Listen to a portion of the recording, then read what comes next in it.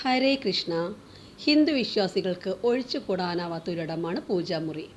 അവിടെ പ്രവേശിക്കുമ്പോൾ തന്നെ നമ്മുടെ മനസ്സിന് വളരെയേറെ ശാന്തിയും സമാധാനവും ഉണ്ടാവണം, അല്ലേ? നമ്മൾ രാവിലെയും വൈകിട്ടും വിളക്ക് വെച്ച് പ്രാർത്ഥിക്കുമ്പോൾ അവിടെ ഉണ്ടാവുന്ന പോസിറ്റീവ് എനർജിയാണ് നമ്മുടെ ഐശ്വര്യത്തിൻ്റെയും ശാന്തിയുടെയും സമാധാനത്തിൻ്റെയും എല്ലാത്തിനും കാരണം. എൻ്റെ അഭിപ്രായത്തിൽ പൂജാമുറിയിൽ ഒതുക്കരുത് സർവ്വവ്യാപിയായ ഭഗവാനെ. ഈശ്വരന്മാരെ അടച്ചു വെക്കുന്ന ഒരിടം ആവരുത് പൂജാമുറി.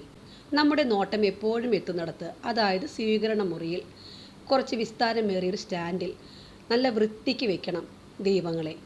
സ്വീകരണ മുറിയിലാവുമ്പോൾ ഉണ്ടാകുന്ന ഗുണം എന്താണെന്ന് വെച്ചാൽ നമുക്ക് എപ്പോൾ കാണുമ്പോഴും ഭഗവാന്റെ നാമം ജപിക്കാൻ തോന്നും. എപ്പോഴും ഭഗവാൻ നമ്മുടെ കൂടെ ഉള്ളതായി തോന്നും. നമ്മൾ പോകുന്ന സമയത്തും ഇതേപോലെ ഭഗവാനോട് ഞാൻ പോയി വരാം എന്നൊക്കെ പറഞ്ഞ് ഒരു ടാറ്റയൊക്കെ പറഞ്ഞ് പോവാം. ഇത് പൂജാമുറിയിലാവുമ്പോൾ അത് വേറെ തന്നെ ഒരു മുറിയാവുകയാണ് ചെയ്യുന്നത്. അല്ലാതെ നമ്മുടെ കൂടെ തന്നെ ഉള്ള ഒരു ഫീലിംഗ് നമുക്ക് വരും. നമ്മൾ പുറത്ത് പോവുകയാണെങ്കിൽ ഭഗവാനോട് യാത്ര പറഞ്ഞു പോവാം. ഇനി തിരിച്ചു വരുമ്പോൾ നമ്മൾ റൂം തുറക്കുമ്പോൾ ആദ്യം കാണുന്നത് ഭഗവാനെയായിരിക്കും.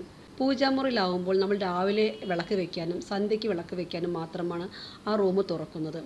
അപ്പോൾ ഉള്ള അടുപ്പത്തിനേക്കാൾ കൂടുതൽ സ്വീകരണ മുറിയിൽ നമ്മളുടെ ഒപ്പം ഉണ്ടാകുമ്പോൾ നമുക്ക് അടുപ്പമുണ്ടാവും.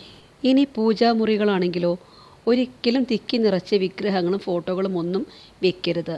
നമ്മൾ എപ്പോഴും ചെയ്യുന്ന കാര്യം എന്താണെന്ന് വെച്ചാൽ നമ്മൾ പോകുന്ന എല്ലാ ആരാധനാലയങ്ങളിൽ നിന്നും ദൈവചിത്രങ്ങളും വിഗ്രഹങ്ങളും ഒക്കെ വാങ്ങും.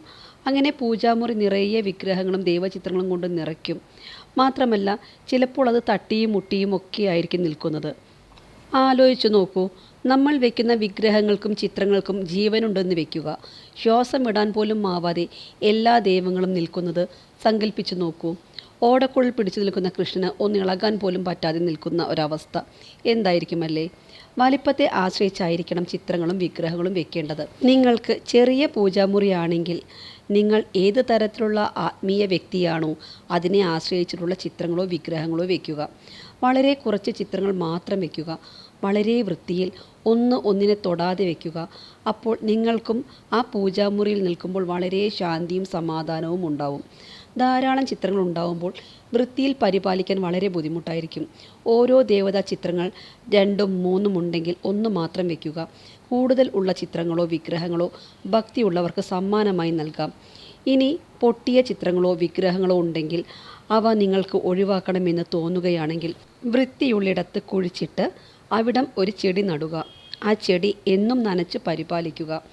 ചിത്രങ്ങളും ഫോട്ടോകളും കടലാസിൽ നിർമ്മിച്ചതായതുകൊണ്ട് ഭൂമി മാതാവുമായി അലിഞ്ഞു ചേർന്നോളൂ. മുൻപ് പറഞ്ഞതുപോലെ നിങ്ങൾ ഏത് തരത്തിലുള്ള ആത്മീയ വ്യക്തിയാണോ അതിനെ ആശ്രയിച്ചിട്ടായിരിക്കണം നിങ്ങളുടെ ദേവതകളെ തിരഞ്ഞെടുക്കേണ്ടത്.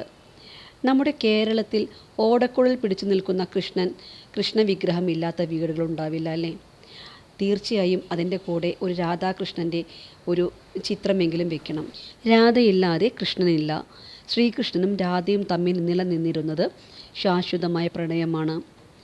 രാധാകൃഷ്ണ ചിത്രങ്ങൾ നിങ്ങളുടെ ദാമ്പത്യ ജീവിതം വളരെ നല്ല രീതിയിൽ മുന്നോട്ട് കൊണ്ടുപോകാൻ സഹായിക്കും. പൂജാമുറിയിൽ മാത്രമല്ല, നിങ്ങളുടെ സ്വീകരണ മുറിയിലോ കിടപ്പുമുറിയിൽ പോലും രാധാകൃഷ്ണ ചിത്രങ്ങൾ വയ്ക്കുന്നത് ശുഭകരമാണ്. രാധാകൃഷ്ണൻ ലക്ഷ്മി ദേവിയുടെയും മഹാവിഷ്ണുവിൻ്റെയും അവതാരങ്ങളായതിനാൽ ഇത് വീടിന് വളരെ ഐശ്വര്യദായകവുമാണ്. ശിവഭഗവാന്റെ കുടുംബസമേതമായ ചിത്രം വളരെ നല്ലതാണ് പൂജാമുറിയിൽ വെക്കുന്നത്. അത് കുടുംബ ഐക്യത്തിന് വളരെ നല്ലതാണ്. ശിവഭഗവാനും പാർവതി ദേവിയും ഗണേശനും സുബ്രഹ്മണ്യനുമുള്ള കുടുംബചിത്രം. ലക്ഷ്മി ദേവിയുടെ ചിത്രവും വെക്കണം. വീടിന് സമ്പൽ സമൃദ്ധി ഉണ്ടാവാൻ വളരെ നല്ലതാണ്. പ്രത്യേകം ഓർക്കുക, വൃത്തിയുള്ള പൂജാമുറിയിൽ നിങ്ങൾ നിത്യവും വിളക്ക് വെച്ച് പ്രാർത്ഥിക്കുമ്പോൾ ആ വിഗ്രഹങ്ങൾക്കും ചിത്രങ്ങൾക്കും ചൈതന്യമുണ്ടാവും.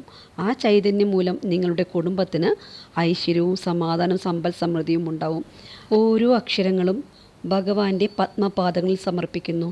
ഹരേ കൃഷ്ണ കൃഷ്ണ കൃഷ്ണ ഹരേ ഹരേ, ഹരേ രാമ രാമ രാമ ഹരേ ഹരേ.